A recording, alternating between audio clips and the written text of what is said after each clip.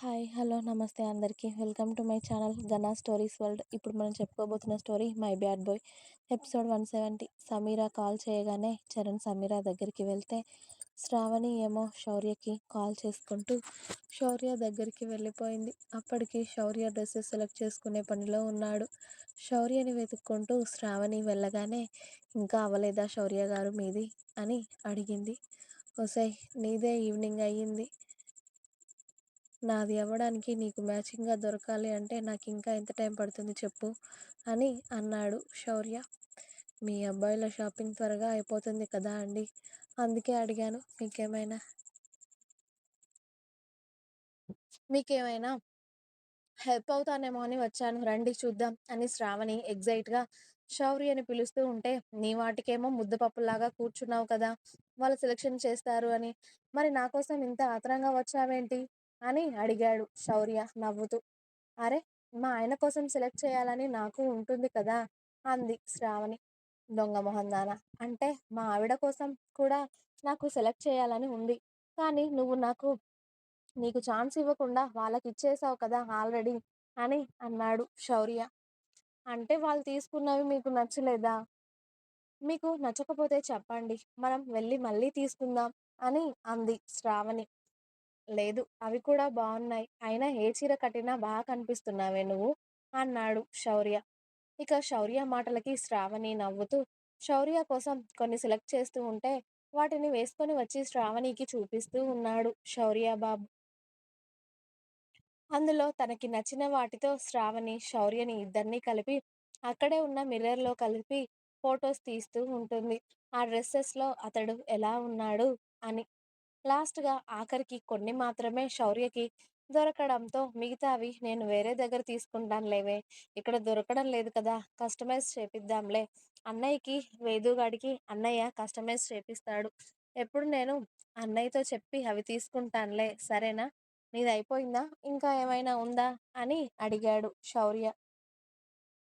ఇవాళ సగం బట్టలు మాత్రమే అయ్యాయి. ఇంకా గోల్డ్ షాపింగ్, బ్యాంగిల్స్ షాపింగ్, అమ్మో! ఇంకా చాలా ఉన్నాయి శౌర్య గారు అంది శ్రావణి. అవన్నీ మీరు చూసుకోండి తల్లి. ఒక్కరోజుకే నాకు వాచిపోయింది అన్నాడు శౌర్య. ఏ, నేను పిలిస్తే కూడా రారా అని అంది శ్రావణి. నువ్వు పిలిస్తే ఎందుకు రాకుండా ఉంటానే, ట్రై చేస్తానులే. నువ్వు మరీ అంత ముద్దుగా కళ్ళజోడు పెట్టుకొని బుంగమూతి పెట్టాక కూడా రాకుండా ఎలా ఉంటానే నా పెళ్ళామ అని శ్రావణి కింది పెదవిని ఎవరు చూడకుండా లాగేసి రా వెళ్దాం అని శౌర్య నవ్వుకుంటూ ముందు నడుస్తూ ఉంటాడు. నేనింకా తమరి పెళ్ళాం కాలేదు, కాబోయే పెళ్ళాం నేను అని శ్రావణి కూడా నవ్వుతూ అంది. మంచిది, అలాగే అనుకోవే.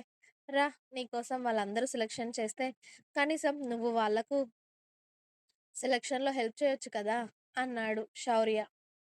వద్దులేండి, నాకు నేనే సెలెక్ట్ చేసుకోలేదు, ఇంకా వాళ్ళకేం సెలెక్ట్ చేస్తాను అంది శ్రావణి. ఏంటోనే, కాలికేస్తే వేలికేస్తావు, వేలికేస్తే కాలికేస్తావు. ఎవరికీ ఏది చేయనంటావు కానీ నాకు మాత్రం సెలెక్ట్ చేస్తావు. అంతే కదా! సరే పదా తల్లి. ఇక నుండి నేను షాపింగ్‌కి వెళ్ళినప్పుడు అంతా నిన్నే తీసుకెళ్తానులేవే అని శ్రావణి శౌర్య వాళ్ళ అమ్మల దగ్గరికి వెళ్ళారు. ఇక చరణ్ బాబు ఏమో సమీరా పాప లెహెంగాస్ ట్రై చేస్తూ ఉంటే తనకి ఏది బాగుందో, ఏది బాలేదో చెప్తున్నాడు మనోడు తీరిగ్గా కూర్చుని. ఓ 4 చీరలు, 4 లంగా ఓణీలు, 4 లెహెంగాలు సెలెక్ట్ చేసుకొని వీటి మీదకి మ్యాచింగ్ తీసుకో నువ్వు కూడా. మనం కూడా మ్యాచింగ్ వేసుకుందాం అక్క వాళ్ళ పెళ్ళిలో, ఓకేనా అని ఆర్డర్ వేసింది సమీర చరణ్‌కి. నువ్వెలా అంటే అలా తల్లి, అలానే తీసుకుంటాను అని సమీర షాపింగ్ కంప్లీట్ అయ్యాక చరణ్ కోసం వెళ్ళారు సమీర ఇంకా చరణ్ ఇద్దరు. చరణ్ షాపింగ్ కంప్లీట్ అయినా కూడా ఇంకా మీనాక్షి, సంధ్య గారిది అవ్వకపోవడంతో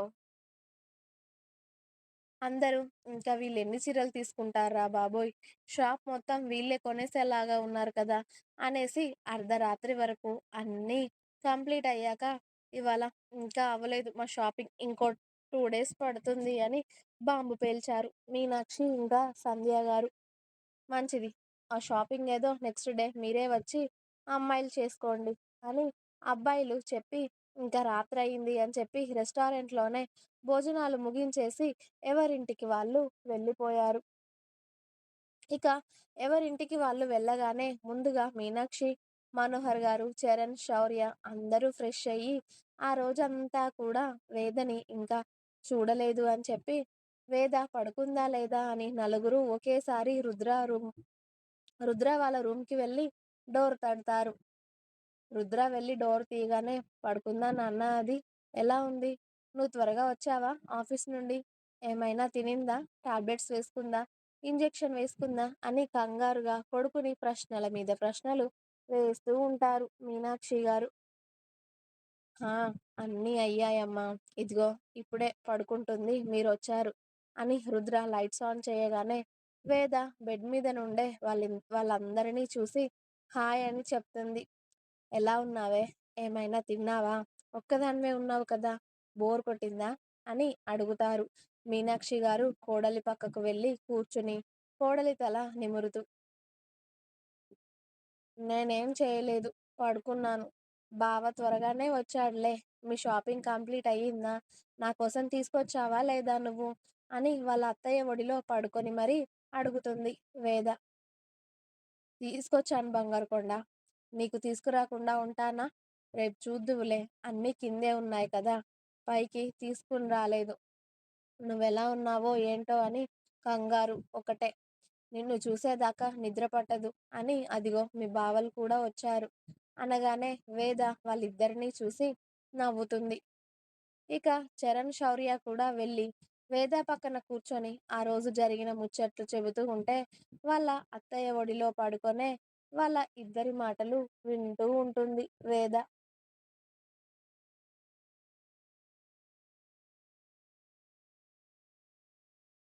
ఇక మనోహర్ గారు రుద్రతో కాసేపు మాట్లాడతారు ఆఫీస్ విషయాల గురించి.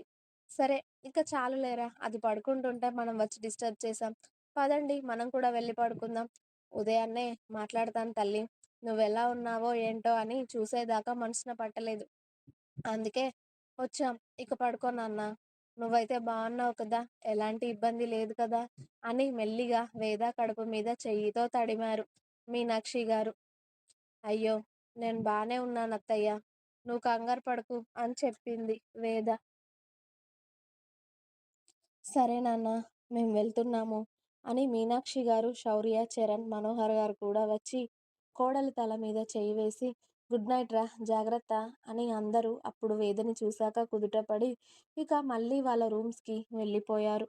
మరుసటి రోజు వేదకి టిఫిన్ తినిపించి తనకి 100 జాగ్రత్తలు చెప్పేసి రుద్ర ఆఫీస్‌కి వెళ్తున్న టైంలో అతడి పక్క నుండే రిషి వాళ్ళ కారు వెళ్ళడం చూసి జీవన్‌కి కాల్ చేశాడు రుద్ర. ఏరా, పెళ్ళవ్వకుండానే అత్తారింట్లో సెట్ అయిపోదామని అనుకుంటున్నావా? అన్నాడు రుద్ర. లేదురా అయ్యా, ఏదో ఇక్కడ పూజుందంట.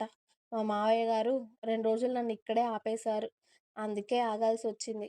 కానీ ఏంటి ఈ టైంలో కాల్ చేశావు? ఆల్ ఓకేనా? అని అడిగాడు జీవన్ అనుమానంగా. హ్మ్. అంతా ఓకే. కానీ ఈ రిషిగాడు వచ్చి పొడుస్తాడు, పీకేస్తాడు అని ఆ రోజు నాకు ఫోన్ చేసి బాగా బిల్డప్స్ ఇచ్చావు కదా!